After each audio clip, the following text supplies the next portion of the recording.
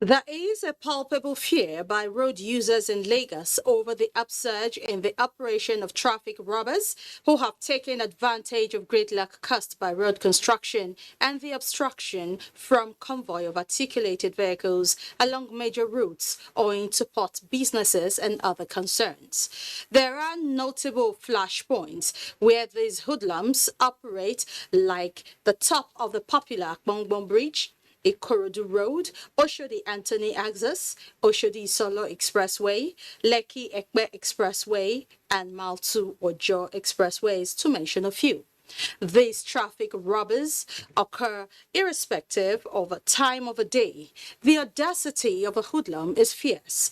They take time to attack vehicles and rob the occupants of their belongings. Only a few people are often lucky to escape unhurt whenever they strike.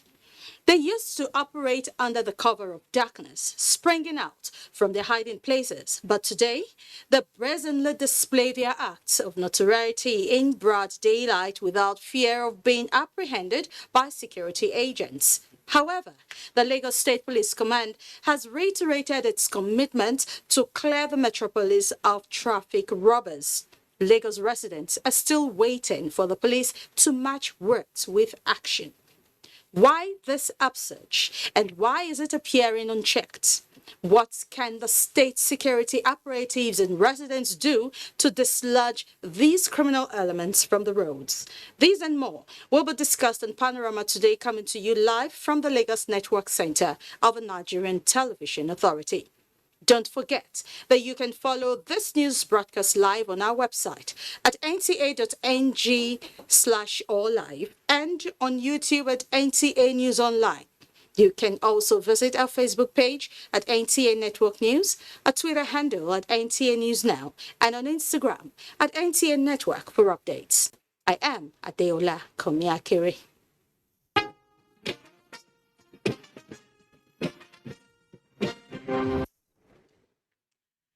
President Muhammadu Buhari says for humanity to be saved from starvation and planet preserved for future generations, the international community must demonstrate enough political will and commitment towards restoring 1 billion hectares of land by 2030.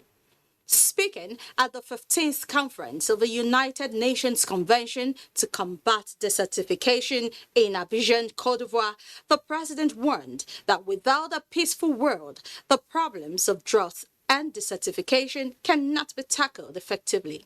State House correspondent Adamu Sambo reports.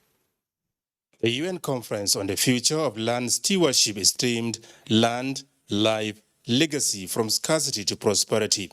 It is convened against the backdrop of a stark warning issued recently that up to 40% of the ice-free land is already degraded, with their consequences for climate, biodiversity and livelihoods. The leaders are here to create political momentum and raise ambition in meeting the 2030 global commitment on restoration and robust actions that build the resilience of communities that are vulnerable to drought. President Muhammadu Buhari, who spoke in a closed session, enumerated various initiatives aimed at tackling the problem of desert encroachment and sustainably manage the environment, said 6.1 million hectares of land had already been forested as part of efforts to increase the nation's forest cover by 25%. Nigeria, he said, remains committed to global aspirations of a healthy and productive society. Tackling the problems of drought and desertification collectively, the president, however, said cannot be achieved without a peaceful world. He therefore called for a ceasefire and cessation of conflicts where they exist, especially the Russia-Ukraine war. All the parties, President Buhari emphasized, must return to the negotiation table with a view to putting an end to what he called the needless conflict. Foreign Affairs Minister Geoffrey Onyema speaks on the major takeaways from the summit. All the countries are fully on board. We also had, virtual interventions by the President Macron of France and the Foreign Minister of China, Wang Yi, and also the former Secretary General of the United Nations, Ban Ki-moon, shared their experiences on, the steps that they were all taking to fight desertification and desert encroachment. Mr. President also just looked at the global economic challenges in that context and talked about the importance of also recharging Lake Chad. The key thing is really the political will and, investing then the money needed, the coordination and the policy steps that are needed. President Muhammadu Buhari is already back in Abuja. Adamu Sambo, NTA News. Group Managing Director of the Nigerian National Petroleum Company, NNPC, Melekari, has assured of commitment to ensuring that the country has the best pricing template for aviation fuel based on a transparent price and familiar approach. This was part of his explanation at the House of Representatives stakeholders meeting to resolve issues surrounding the high cost of aviation fuel. National Assembly correspondent Abdullahi Aminu reports. I didn't ask for executive session so that the team can be stayed. This is the GMD's response, whether to hold an executive session or not. He informed the House leadership that all arrangements have been put in place towards achieving a steady supply of fuel in question. It's our role to ensure that we intervene. Honorable Speaker, we did. We brought in products so that we can dampen the price. This work in March and in April, we brought in cargo and we made it available to the entire industry. Submissions on the aviation fuel as a deregulated product includes the need for standard price and marketing structures. If it is Naira intervention that you're asking for, which of course you know that your bank will look at your creditworthiness to be sure that historically you've had a good credit. If you don't have a good credit, you're not going to access it. We recognize the fact that Forex has gone up, everything has gone up. In this plot, you can determine today what will be the landing cost in 1 month. Let's use that as a benchmark. We can start implementing that the immediate demand. We have to look at how is there possible for you to get concessionary rates in terms of foreign exchange, because we have to see your industry as an essential industry, essential service for this country. The House leadership agreed with the foreign exchange issue based on what the Central Bank of Nigeria can provide to aviation fuel marketers in the country. From the National Assembly, Abdullahi Aminu, NTA News.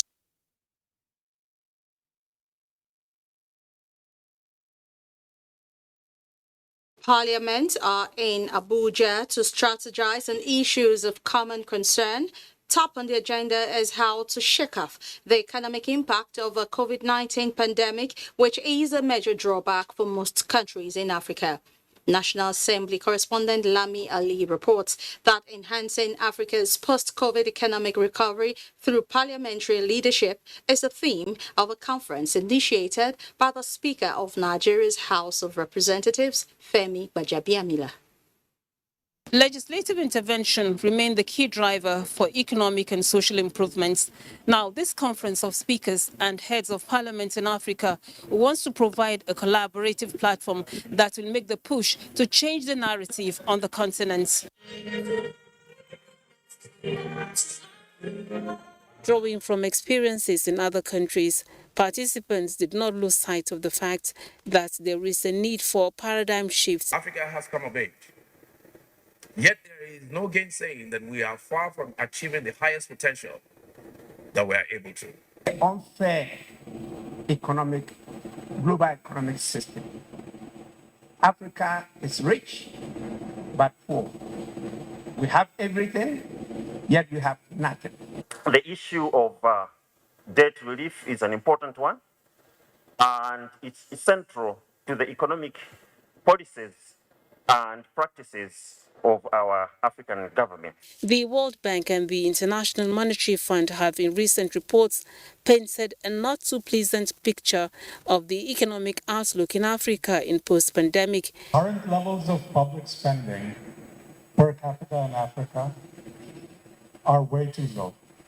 Certainly too low, very low compared to other regions, and certainly too low to finance the development needs. We're leaving the worst of the pandemic in a path of economic recovery, and then another shock just came, the invasion of Ukraine. In Africa, I know a lot of money is being spent on debt servicing. And this is, again, making it difficult for countries to address the pandemic. The parliament, according to discussants, should improve on oversight. At what point should we begin to peg the limit of borrowing, even if it is at crisis period, and then begin to consider the ability to pay for those funds? This meeting of leaders of parliaments hopes to come up with measures to reform management of public finance for accountability and efficiency. Lami Ali, NTA News. Some citizens who fought to curtail the spread of Ebola, COVID-19 and other epidemics who died in the course of their duties had to be honored posthumously at the 19th edition of National Productivity Day and conferment of National Productivity Order of Merit Award. Minister of Labour and Employment, Chris Ngige, while briefing the media, said the day is set aside to foster the spirit of competitiveness, hard work, innovation, and higher productivity among manufacturing organizations and entrepreneurs who have been involved in job creation and continuously contributing to the growth and development of the nation. This year, in order to achieve high productivity and competitiveness, therefore, Nigeria's productivity and competitiveness gap as a matter of priority needs to be closed. There is an award selection committee that go through all the submissions and entries, and it's very rigorous for us to arrive at what we came to. Even the Honorable Minister is not a member of the award committee. I am the only member from the productivity and labor family. It's a very big and rigorous process. Minister of Works and Housing, Babatunde Fashola, has assured Lagos residents of speedy completion of the rehabilitation of Eko-Akpongbo Bridge, while appealing to the illegal occupants under the bridge to vacate for safety.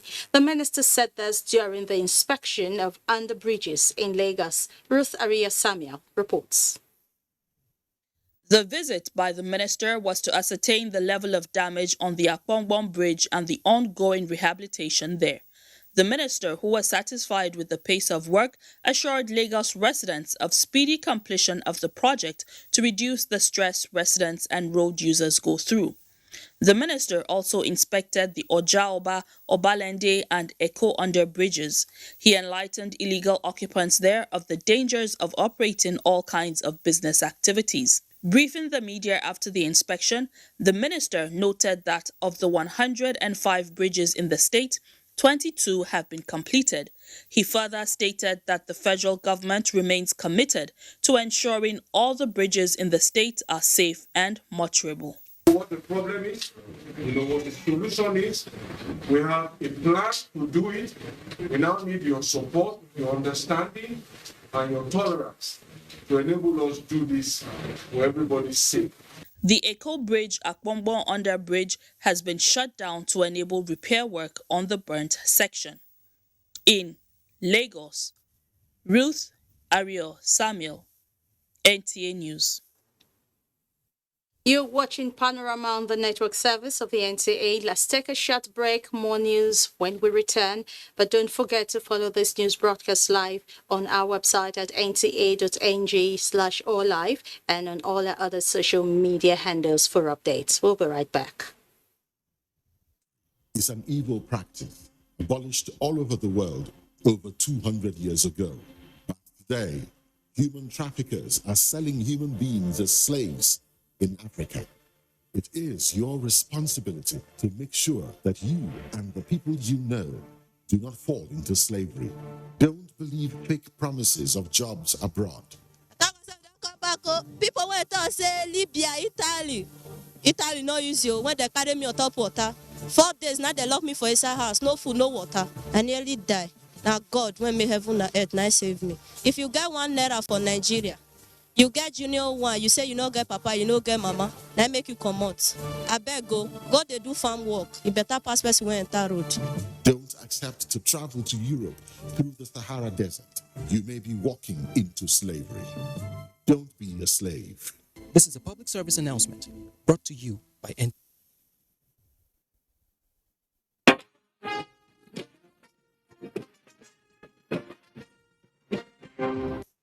Many thanks for staying with us.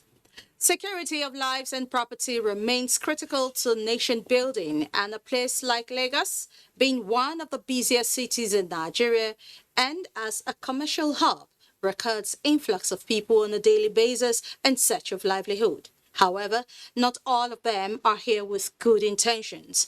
Traffic congestion also remains a major challenge to residents, and those with criminal intentions take advantage of a situation to operate on highways. Lynn Lenake in this report examines the effect of traffic robbery on residents, which has become the order of the day. They now operate in broad daylight, attacking anybody on sight who may be unlucky, and in most cases, their victims are those riding in private cars. Around the National Theatre, access for driving back, and then you just see them, they just come in from the crannies there, and then the next thing they're already eating the side door, side windows, try to break it. We had to drive fast, reverse it. That was the only way we could escape. Passengers in commercial buses are not even spared, while truck drivers who ride in the evening hours also encounter these miscreants who break into vehicles trapped in traffic. My phone was stolen from my pocket, I think around the Costain roundabout. And most of them are actually doing it so they can get whatever they can to discard. Properties they can discard quickly and freely so they can buy hard substance. Motorists say these criminals are becoming more audacious and very dangerous as they go as far as cutting off a finger or plug off an eye just to steal from their victims. Hardly will you find anyone in Lagos who do not have one or more stories to tell about these bad boys who lurk around areas prone to traffic and bad spots, waiting for their prey. Mobile phones are usually their easy targets, and any flashlights from within any oncoming vehicle they attack. Through window, they can draw the phone. Before the driver tries to run down or passenger, they are already crossed because they have the particular way. Sometimes when they are robbing top of that bridge, because they would near the bridge, immediately they stole the phone, they have to jump down. The Lagos State Police Command says it has been working round the clock to ensure that these notorious criminals are apprehended and made to face the wrath of the law. We arrest these people on a daily basis. I also have statistics of that. And particularly on 3rd Mainland Bridge, yes, the IRS is doing a wonderful job. We are working, we'll keep improving on what we do. Other security experts advise residents to always be more vigilant when on the road to avoid any form of attack by miscreants. In Lagos, Lynn Lenake, NTA News. And joining me live in the studio is Royalhidever, a security expert with many years of experience. Good to have you in our studio, Roy. Thank you, madam. It's always a pleasure. Okay, now we have seen that report, but recently one of our bosses in the news department, in Lagos, network center was robbed while driving home.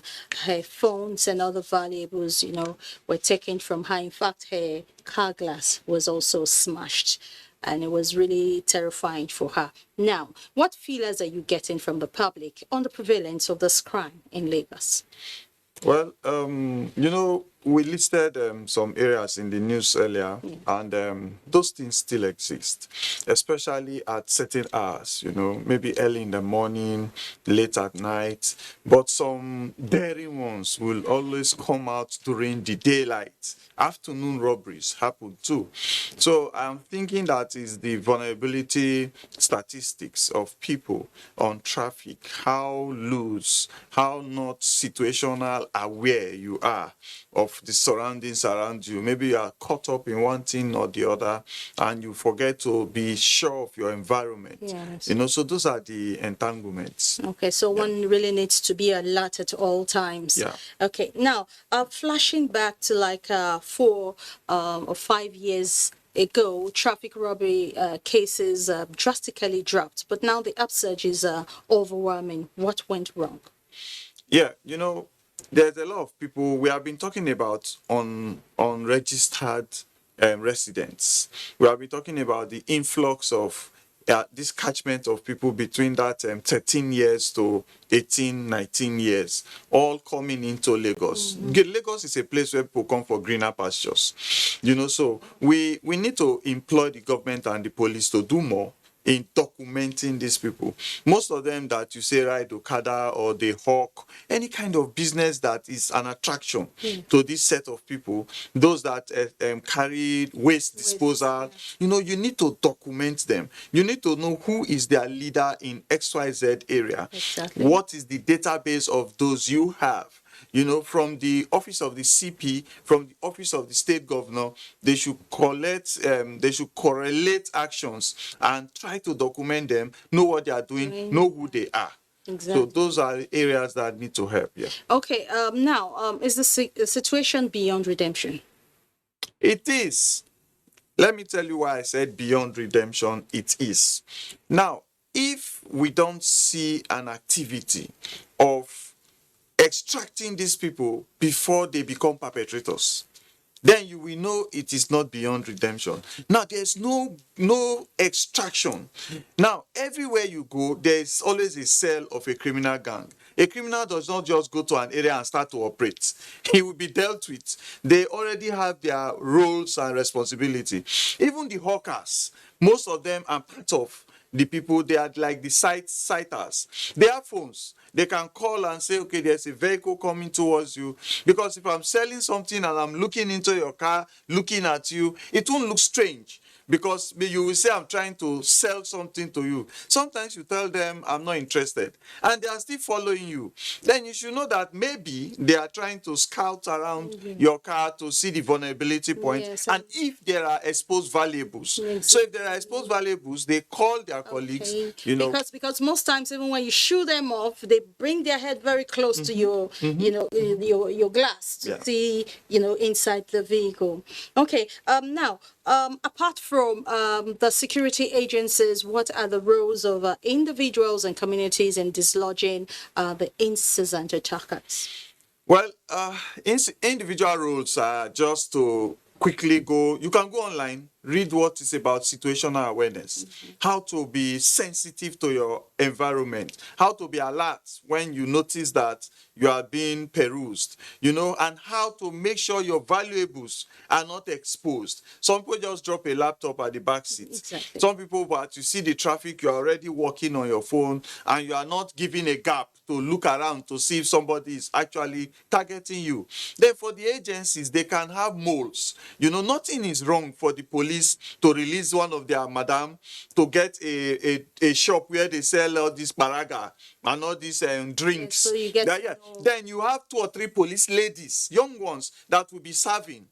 Some will come and buy on credit. So you begin to hear what they say. Exactly. Put listening devices around there. So it's a place to harvest. Exactly. And you harness the insecurity situation there before it happens. Okay, there is this thing that usually happens when someone is new in Lagos. Somehow they must get robbed. I also had an incident like that. I was robbed on a co-bridge, and a lot of people how do they know that somebody is new in Lagos and the next thing you are being robbed of your phone, of valuables and things like that? And what are that measures as a security expert? What should Lagosians just give one or two tips on how Lagosians should, when you come into Lagos, you may not understand that it's a misnomer to leave your valuables exposed, because maybe where you are coming from, somebody will even tell you, look at your phone, madam. But here, it's not that it's a stigma on Lagos, but it happens, and people need to be sure that you are situational aware. If they see you look at them sternly, and it shows to them that you are situational aware. So you need to be careful how you drive. Thank you, Royalhidever security expert, for sharing your thoughts with us in Panorama. Thank you very much. It was a pleasure. Panorama will continue with sports update. The Nigerian Football Federation have 44 days to pay over 156 million naira compensation fee to former Super Eagles coach Kenneth Rowe, or risk incurring additional fines.